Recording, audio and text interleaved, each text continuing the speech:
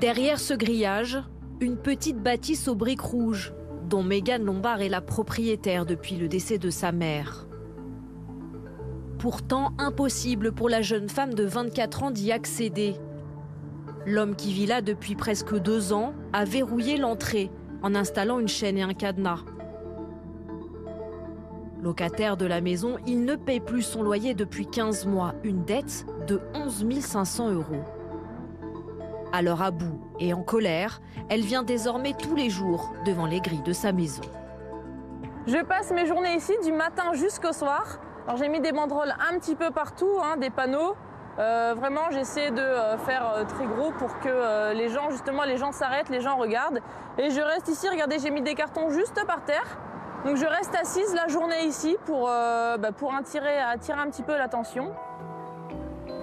Mégane Lombard, qui veut récupérer sa maison, comptait sur un jugement de la justice datant du 16 juin. Sauf que le locataire n'est jamais parti. Il y avait expulsion, remboursement de la dette, vraiment tout en ma faveur. À la suite de ça, on lui a accordé 2 mois pour quitter les lieux, donc il n'est pas parti. L'huissier est venu constater qu'il était encore là, et à la suite de ça, on a fait une demande d'expulsion avec l'aide de la force publique, donc de force avec les gendarmes, que la sous-préfète vient de refuser, car on était à quelques jours de la trêve hivernale et elle ne voulait pas qu'il se retrouve dehors.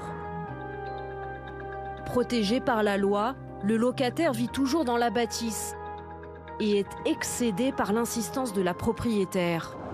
Dire que merde. Du prospectus, c'est acheté, tout est merde, donc tu dis dans le cadenas, comme dans la nettoyer,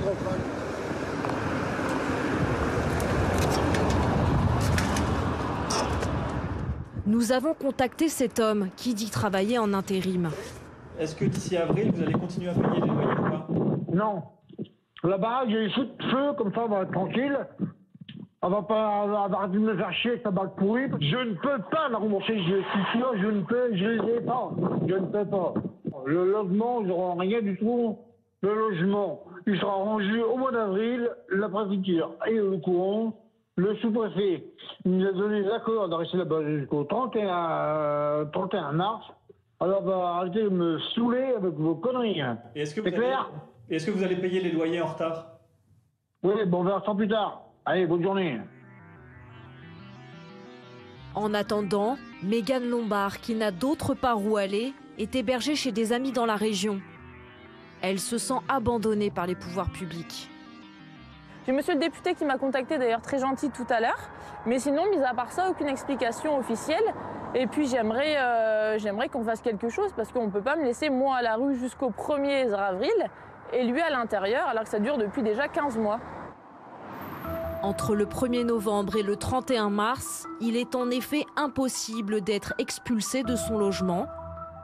C'est la trêve hivernale, un dispositif né après l'appel de l'abbé Pierre en 1954.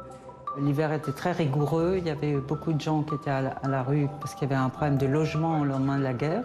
Et donc, à ce moment-là, il y a eu cette mise en place d'une trêve hivernale qui n'a fait que s'allonger d'année en année à l'initiative des législateurs successifs qui ont considéré qu'il fallait à tout prix protéger le locataire de sa résidence principale, quel que soit le locataire, de bonne foi ou de mauvaise foi finalement.